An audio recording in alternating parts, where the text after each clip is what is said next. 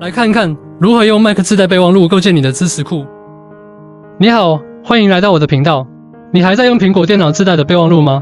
接着上一期视频讲述了 Safari 浏览器，这一期视频我们来讲一讲苹果电脑自带的备忘录。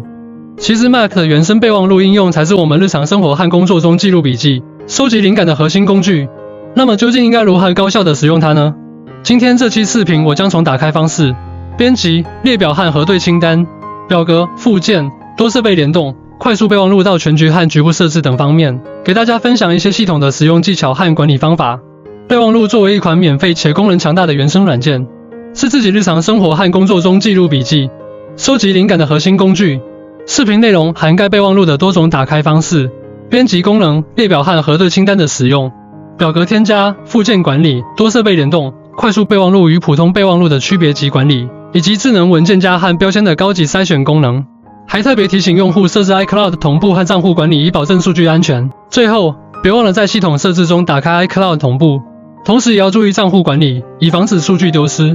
如果你能熟练运用这些技巧和设置，那么备忘录一定能够成为你工作和生活中的得力助手。这期视频的几个亮点： 1. 多设备联动 Mac、iPad、iPhone 笔记无缝同步。2. 快速备忘录功能，右下角轻触瞬间记录灵感。3. 丰富编辑功能，支持列表、核对清单和表格操作。4. 手机拍照、扫描直接插入备忘录，方便高效。5. 标签与智能文件夹，实现多维度笔记分类管理。6. 支持备忘录单篇枷锁，保护重要隐私信息。7. iCloud 同步保障数据安全，避免信息丢失。还有几个关键词解释。1. 原生应用优势明显， Mac 备忘录作为原生应用，因其系统级联动和无缝同步优势，远优于第三方备忘录软件。它能充分利用 iCloud 和其他原生 App 功能，提升工作流效率，减少数据隔离风险。2. 快速备忘录与普通备忘录的区别与结合。快速备忘录本质是普通备忘录的快捷入口，默认显示上次关闭的内容，用户误解其仅有一篇笔记。理解其逻辑后，用户可灵活管理快速备忘录与普通备忘录的内容分布，提升使用体验。3. 多层次分类管理策略，文件夹、标签和智能文件夹三者结合使用，构建起高效的笔记管理体系。标签提供跨文件夹的筛选能力，智能文件夹自动归纳，满足动态需求，极大提升笔记查找和整理速度。4. 多设备同步及附件协作能力，备忘录支持多种附件格式，且可通过 iCloud 自动同步，极大便利了跨设备的工作和生活记录。手机拍照和扫描功能让实入信息数字化更便捷，适合会议记录、文档存档等多场景。5. 定制化设置满足个性化需求，通过调整排序规则、默认账户、界面字体大小等设置，用户可以根据使用习惯优化备忘录的显示和操作体验，进一步提升工作效率。6.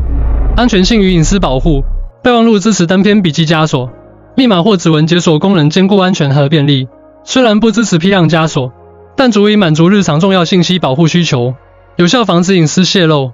7. 数据备份亦是不可忽视，无论是原生应用还是第三方软件，数据丢失风险依然存在。开启 iCloud 同步是保证数据安全的关键，但重要文件仍需额外备份，防止误删、硬件损坏或云端异常造成损失。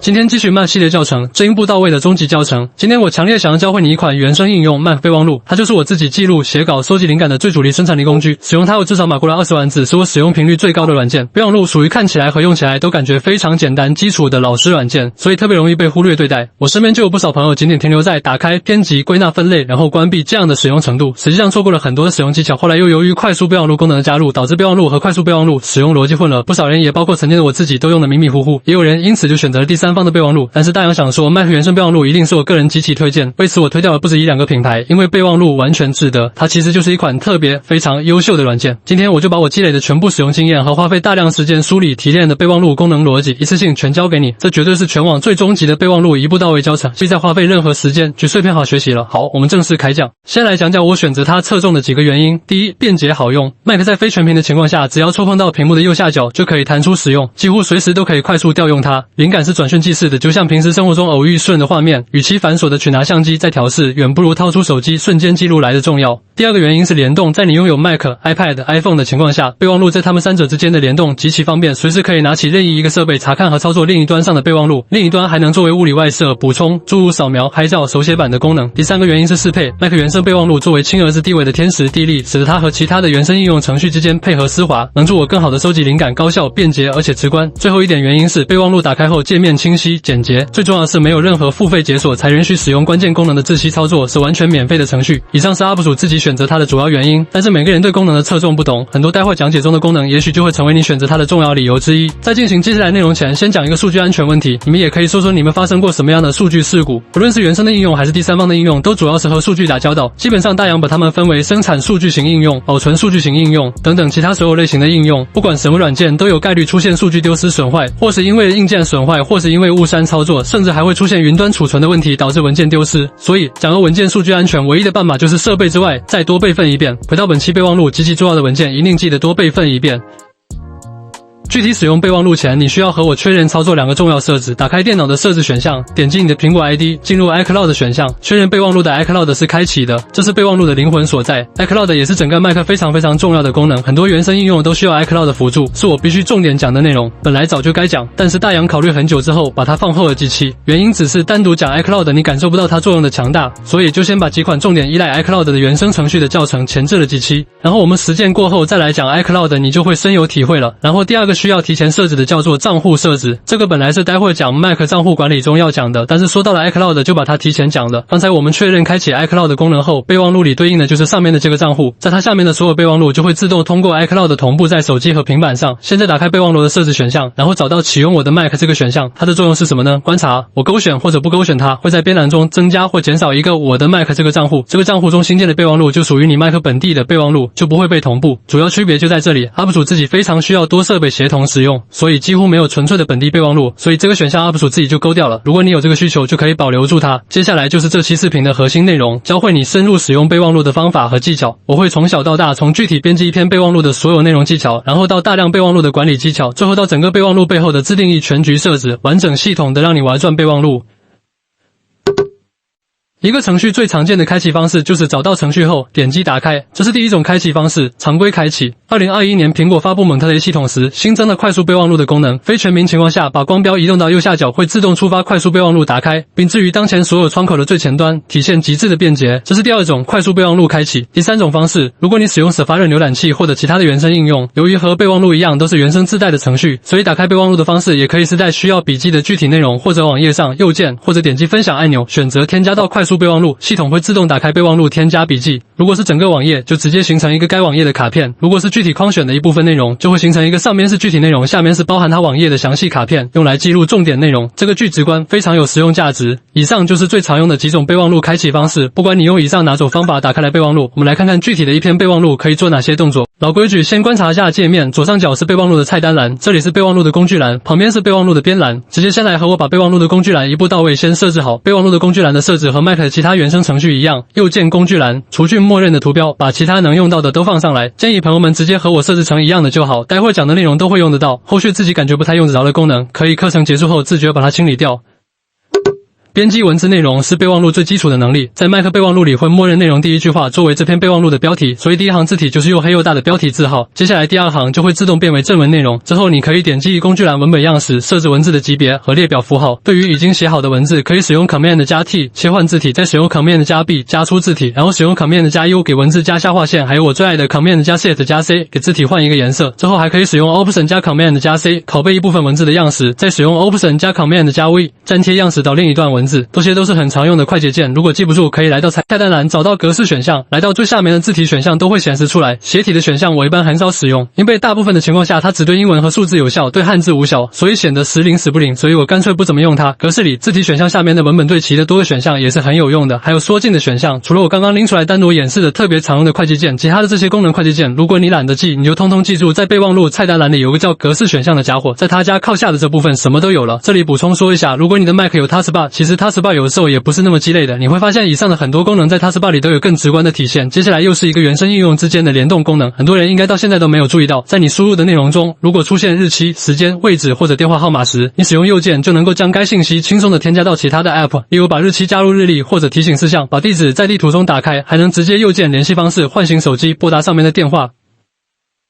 使用列表展示内容的好处是让笔记条理十分清晰。教你几个在备忘录新建列表的方法。第一种，你可以先建入一个星号，然后加空格，然后输入内容后，回车换行的时候就会自动生成列表。第二种是先建入连字符，然后加空格，输入内容后换行也可以自动生成列表。第三种是先输入数字加一个句号，然后空格再输入内容，换行的时候就会自动生成列表。以上三种添加列表的方式，也可以在刚才工具栏更改文本格式功能里，使用最下方的3个按键直接点击添加。不管哪一种列表使用完成后想要停止列表，你可以连续按2次回车，只要没有内容输入，列表就会自动结束。想要在列表中间插入或者结尾增加列表，都可以在对应位置点按列表的末尾，然后按下回车键，就会自动新增顺序列表。想要调整列表的层级关系，点按列表中的某一行，然后按下 Tab 键就可以缩进。其实不仅仅是针对列表，针对任何内容都可以进行这样的缩进，然后还可以按下 Shift 加 Tab， 可以减少缩进。在列表中想要换行，但是按下回车就容易变成新增列表。其实你可以按下 Ctrl 然后再点回车，就可以只换行不生成新的列表了。接下来按下 Ctrl 加 Command 加上箭头或者下箭头，可以把一个具体的列表向上移或者下移。最后，如果没有列表，先有内容，也可以选中内容之后，然后点击列表符号，这样就一键生成了列表。现在列表你可以说玩的就很溜了，条理性非常强的内容依靠列表可以非常好的展现。但是对于生活中的各种繁杂事项，最重要的是要知道哪些事情做了，哪些没有做。核心的功能在于核对，备忘录的核对列表就可以做这个工作。点击工具栏制作核对清单，然后将待办事项加入清单。用法同列表用法完全一样，可以中间结尾插入，也可以双击回车结束，还可以缩进缩出换行，调整具体事项的上下位置。唯一不同的就是核对清单的前面可以勾选，特别方便区分未完成和已完成的事项。我更喜欢称它为待办清单。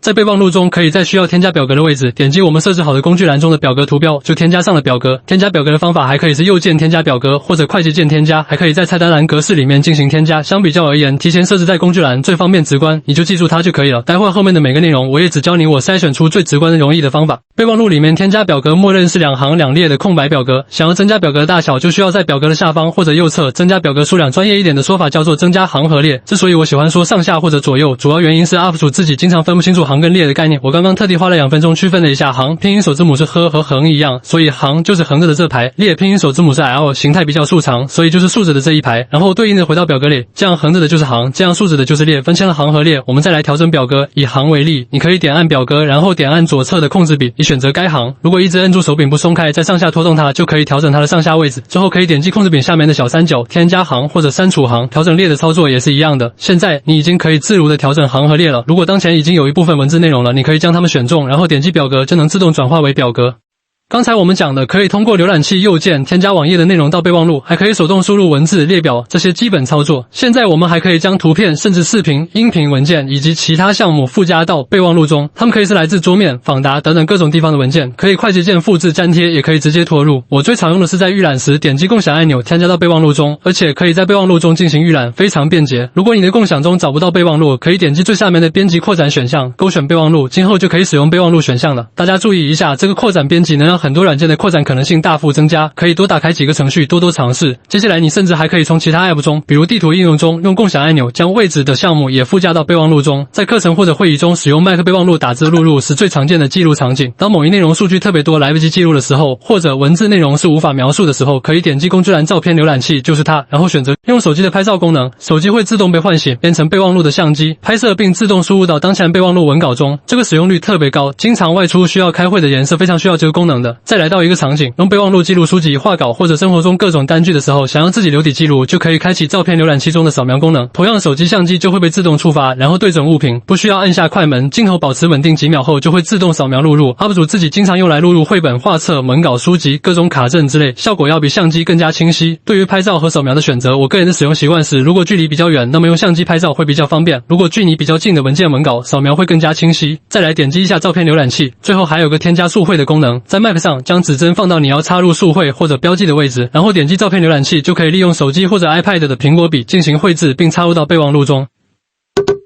现在打开另一个我经常使用的浏览器，打开一个网页，因为不是原生的浏览器，所以尝试右键记录到备忘录的时候，发现就没有和 Safari 一样可以直接添加到备忘录的联动选项。如果你很需要将这个网页收录到备忘录，放在过去，应该会想到在地址栏复制网址，然后粘贴到备忘录，效果是这样，是不是对比 Safari 添加到快速备忘录的小卡片就变得不太直观了？但是备忘录也不是那么小气的软件，你可以在当前网页的活跃状态下，同时打开备忘录，观察备忘录上端这里有这样的一个图标，名字叫做添加链接，点击它就会帮你把当前网页的链接添加进备忘录，同时也以小卡片的形式展现给你，就很方便。大部分的浏览器和链接都可以使用这个功能，是不是很大气？美中不足的是无法像 Safari 那样直接记录成上面是内容，下面是来源的详情小卡片，但是我也完全知足了。看到现在，恭喜你，你已经具备操作好单独一篇备忘录的绝大部分能力了。本来新建备忘录是最简单的东西，完全没必要讲，但是由于有快速备忘录这个功能的存在，新建备忘录就有必要去讲一下了。回到最初打开备忘录的3种方法这个部分，第一种是找到应用，然后点击打开；第二种是在非全屏情况下光标右下角触发快速备忘录；第三种是在原生应用的具体内容上右键添加到快速备忘录，快速打开程序。能发现第一种打开方式是常规的打开方式，打开之后直接进入到备忘录程序主界面，然后可以在工具栏找到创建备忘录按钮，输入你想要记录的内容，便新建了普通备忘录。再看后两种打开方式，它俩打开的都是第一次开启快速备忘录时新建的那篇备忘录，所有的操作都是在这篇备忘录里进行的，而且每次触发的都是这一篇。当年我第一次用到这里时，就对快速备忘录产生了以下几个疑惑，你看看你有没有？快速备忘录是不是只有这一篇？是不是每次各种内容都只能在这篇快速备忘录中进行编辑？不同的内容在同一快速备忘录编辑好乱啊？怎么去管理分类？我现在把答案讲给你，这里需要你重点了解一下快速备忘录的默认逻辑。第一点，快速备忘录默认就是第一次使用的时候会新建一篇快速备忘录。注意了，接下来第二点是一个重点，无论是快速备忘录还是普通备忘录，它的默认开启逻辑都是开启后再关闭，再次打开时仍然展现的是上次关闭的页面，也就是说上次关闭是什么样的，这次打开就是什么样的。来看快速备忘录，当初第一次默认新建了一个快速备忘录之后，每次开启使用完成后都是在这个快速备忘录中关闭，所以按照备忘录默认的开启逻辑，每次再触发打开也都会是它。所以你误以为快速备忘录好像只有这一篇，实际上你点击备忘录程序之后，编栏里选择快速备忘录，你能发现快速备忘录也是可以新建许多篇的。演示一下，我们现在新建一个快速备忘录，输入一篇新的快速备忘录内容，然后在这个新的快速备忘录里面退出备忘录程序，然后用光标右下角触发快速备忘录，你看这不就弹出了新的这篇快速备忘录了吗？这就解释了刚才的全部疑惑，这些东西是我用了好久才慢慢感受出来的，这下你是不是就彻底都明白了？所有的问题都在于默认开启展示上次关闭页面的逻辑。刚刚我讲的内容里面，我一直有意识的去区分快速备忘录和普通备忘录。我想告诉大家的是，快速备忘录本质上和普通备忘录是一样的，只是在普通备忘录的基础上多了一个可以快速触发的功能，所以快速备忘录和普通备忘录之间来回切换就是一定可以实现。比如一篇快速备忘录，今后不必再频繁通过快速备忘录打开了，就可以将它拖动到普通备忘录，那么今后就不会通过快速备忘录触发打开它了。同样的，一篇普通的备忘录在某个时间需要频繁打开，你也可以将它拖到快速备忘录中打开，然后再关闭，今后右下角触发开启快速备忘录的时候就会直接打开它了。这里总结一下关于快速备忘录和普通备忘录的概念，你可以理解为所有的备忘录主要指的就是普通备忘录，而快速备忘录只是在普通备忘录的基础上提供了一个快捷打开它的方式，最终实质上都是普通备忘录。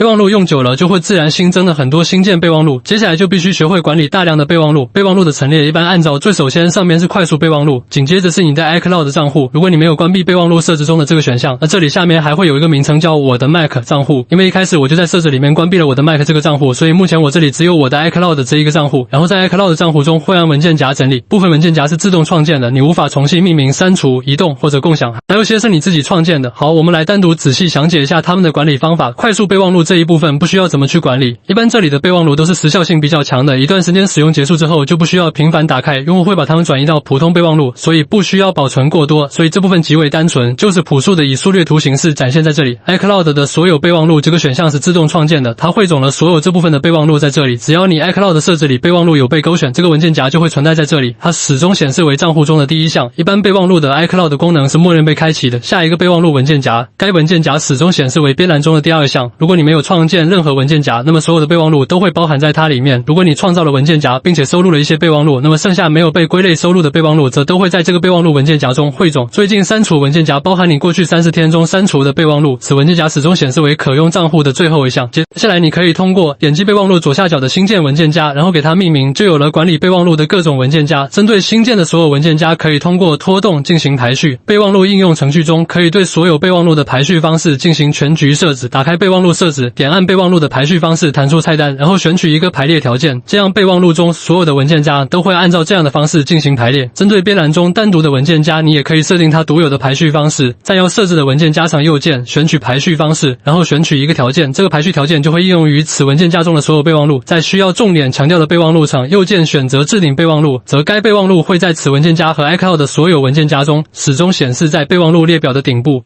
该备忘录还会在你使用同一个 Apple ID 的所有设备上也同样置顶。管理备忘录或者是浏览器的书签、收藏夹等等很多东西的原理其实都差不多。首先一定是一堆新建，然后再分类归纳。不过除了这些最基础的管理方式以外，目前很多应用程序都很流行筛选的功能，就需要用到一个工具，就是标签。你可以在任意一个备忘录的任意位置键入井号，然后键入关键词。例如我这里键入一个重要，然后点击回车确认，你添加的标签就会显示在边栏底部的标签浏览器中。当你在多个备忘录中添加相同的标签后，不管这个备忘录在哪个文件夹，只要你点击下端的标签，都能显示出所有打上这个标签的备忘录。我个人认为标签是非常有必要的功能，它能在你按照主要条件逻辑归纳的直观文件夹之外，再按照另外几种次要或者临时条件进行归纳筛选，同时不必再多复制一次文件，造成重复，非常有用。不只是备忘录，整个苹果的系统都在运用标签这个功能。这种便捷用到之后，你就会体现它的妙处。打标签往往需要在打开备忘录之后才能进行，所以我把它定义为先赋予条件，再统一筛选归纳。流程是先打开然后后操作。那么现在来学习一个在已有条件下进行归纳筛选的手段。点击左下角新建文件夹，勾选这里的智能文件夹。你可以在选定一定的过滤条件之后，然后选择新建，会自动从所有备忘录中筛选整理出一个符合你过滤条件的智能文件夹出来，而且还能右键选择这里进行再次编辑过滤条件，筛选出其他条件的备忘录，非常好用。你甚至可以把你已经创建的普通文件夹转化为智能文件夹，文件夹转化为智能文件夹之后，其中所有的备忘录均会转移到备忘录文件夹，并附带加上这个文件夹名称的标签。但是这个操作是有副作用的，就是此操作无法撤销。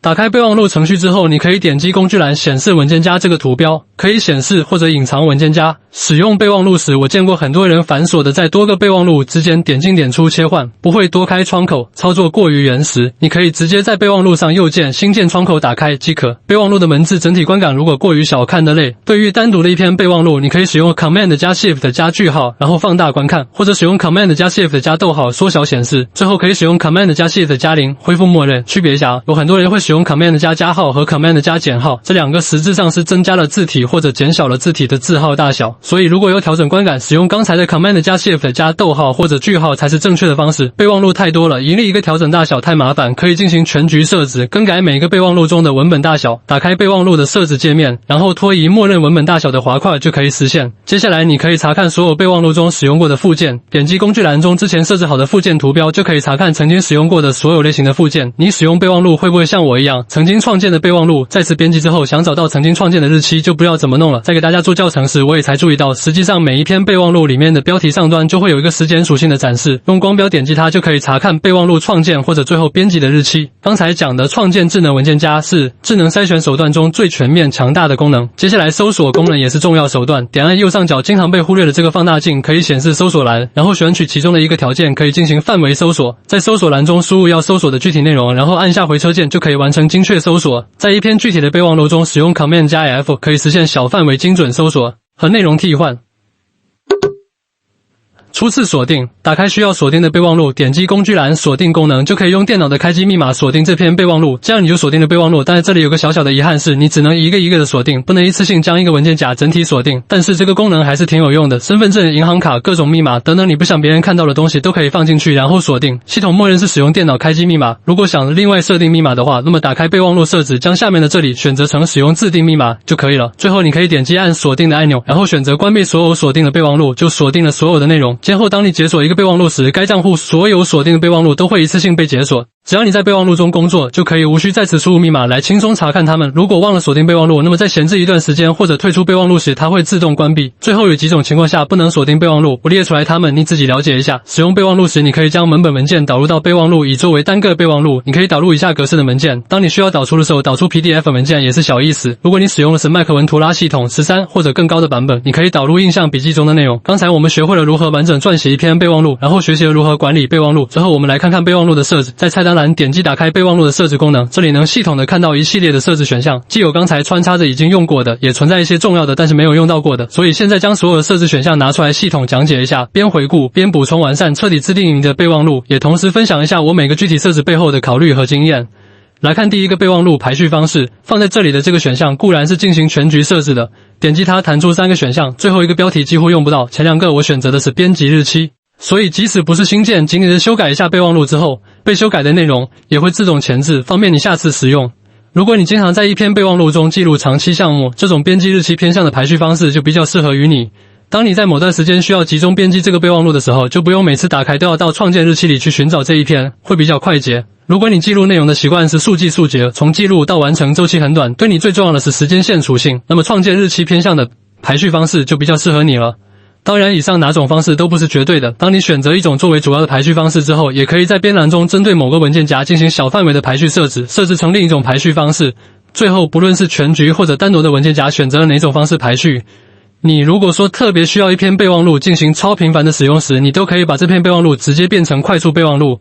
然后我们来看开头格式。点击了这个设置后，提供给你4个开头格式，我感觉就是保存默认的开头为标题，这个就很好。这是我当初使用备忘录时最不适应的地方，之前习惯了内容是内容，标题需要另外去命名的方式，这种自动取标题的方式就有点不适应了。现在用下来后发现其实这种是最好，你不需要多做一个单独命名的操作，还能随时联系内容，方便更改更贴切内容的标题。再来看默认账户，我只能选择 iCloud。我前面讲过，我最重视备忘录在多设备之间的协同操作功能，所以我就没有启用下面这里的我的 Mac 账户。所以默认账户只有 iCloud。接下来这个选项我一定会勾选，它提供给你今天、过去7天、30天到年份的时间区间，在滑动查找备忘录时有对应的参照区间，更精准、更快速。接下来这个选项一定要勾选，如果你不勾选它，每一次右下角触发快速备忘录时都会新建一个新的快速备忘录，对于后来整理备忘录时，这将会是一个灾难。然后这个选项主要是针对核对清单功能，勾选它的效果是被你勾选的选项会自动排列到清单的尾部，这个大家按需勾选就可以了。关于共享，我今后会集中一期讲讲各大程序的共享方式，今天我们就不讲它。这一项我没有启用，前面已经讲过2次原因了，需要的朋友们自行开启就可以。接着你可以滑动这里，调节备忘录，打开之后默认的显示大小，属于全局设置，也属于使用习惯的设置，你自己按需调整就好。锁定备忘录密码就是默认的登录开机密码，想设置成自定义的其他密码就点击这里切换就好了。勾选使用触控 ID， 用指纹便可解锁。如果你能看到现在备忘录这块，你绝对属于精通了。以上就是本期视频的内容了。如果你喜欢这期内容，别忘了订阅我的频道并点亮小铃铛，每周1、3、5都会更新视频。我们下期再见，谢谢大家的观看。